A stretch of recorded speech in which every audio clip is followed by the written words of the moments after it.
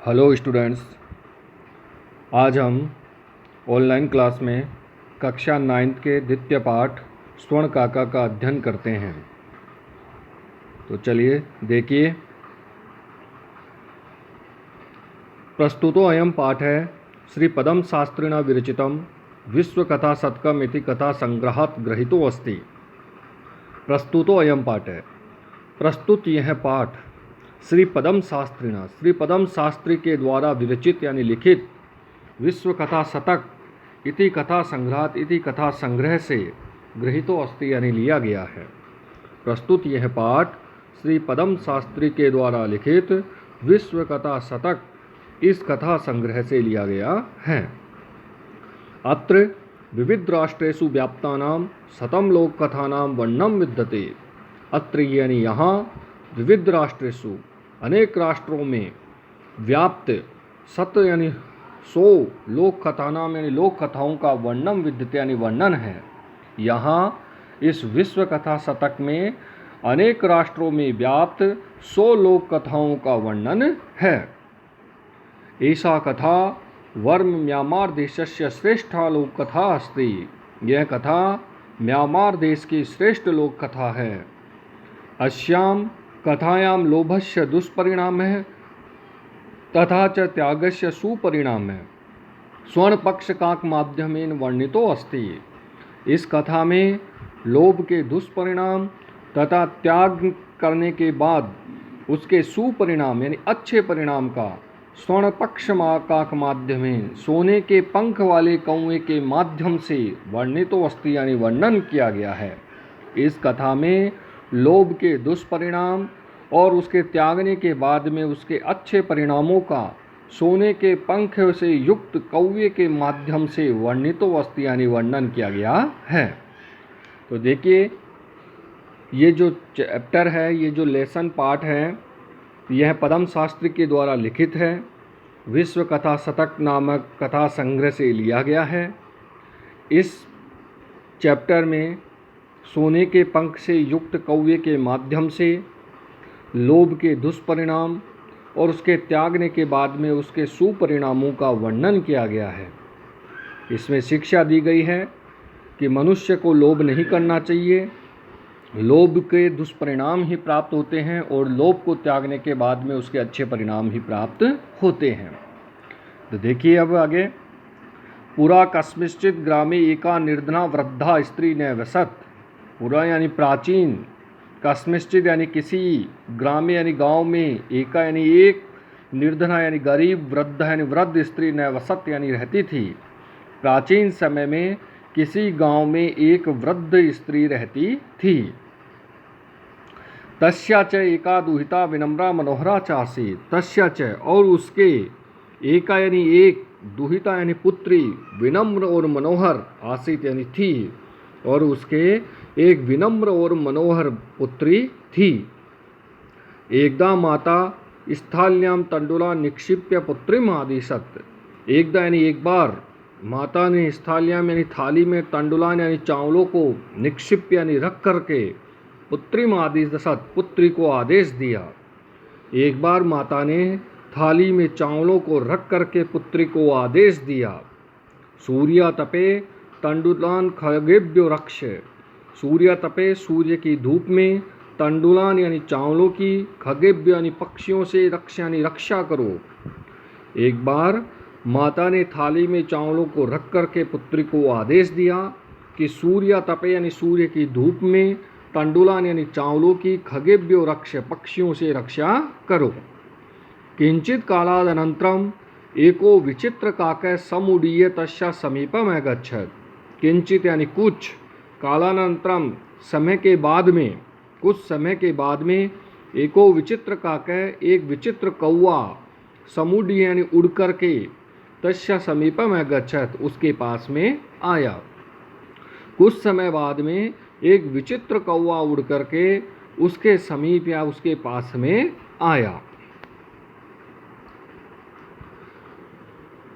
एतादृश न एतादृश स्वर्ण पक्षो रजत चंचु स्वर्ण काके तया पूर्व दृष्ट है।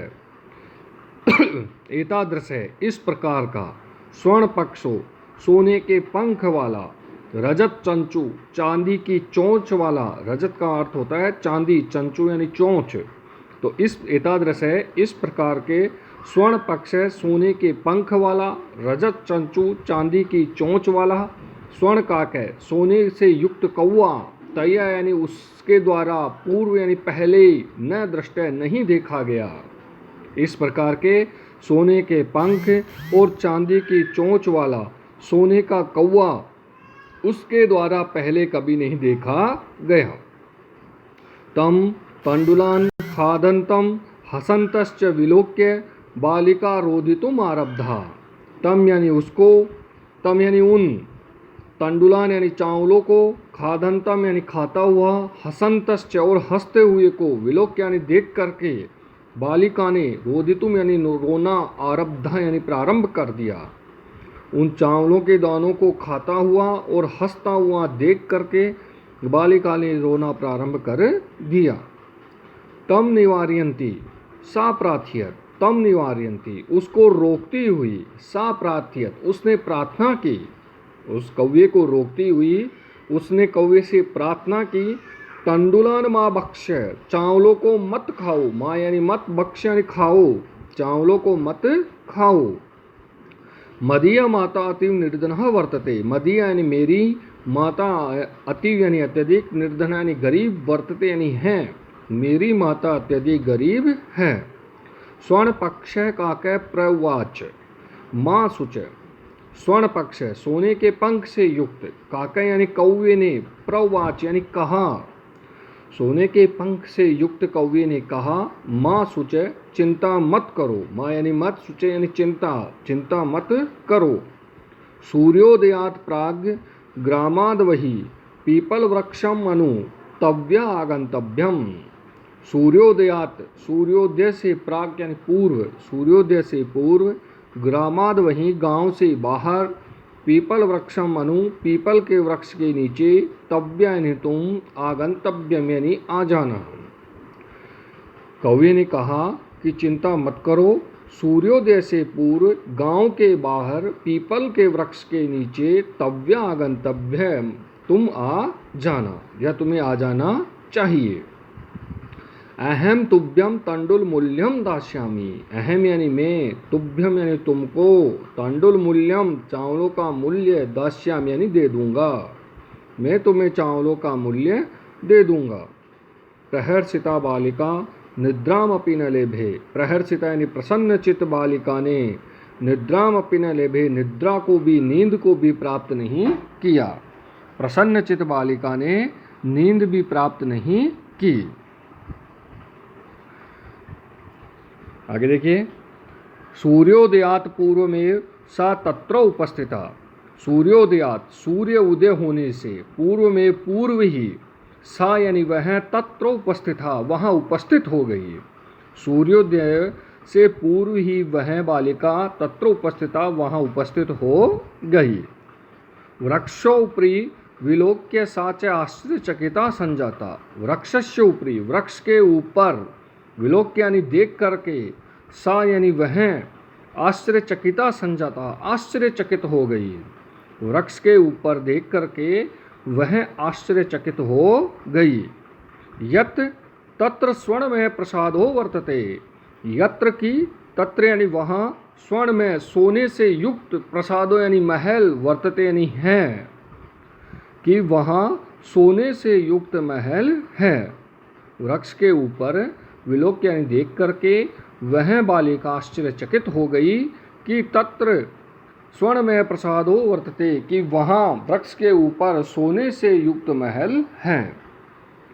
यदा काकय सहित्वा प्रबुद्ध तदा तेन स्वर्ण गवाक्ष कथितम अहो वाले, यदा यानी जब, काके यानी कौवा, सहित्वा यानी सो करके, प्रबुद्ध यानी उठा, तदा यानी तब, तेन यानी उसने, स्वर्ण गवाक्ष सोने की खिड़की से, कथितम यानी कहा, अहो वाले अरे वाली के।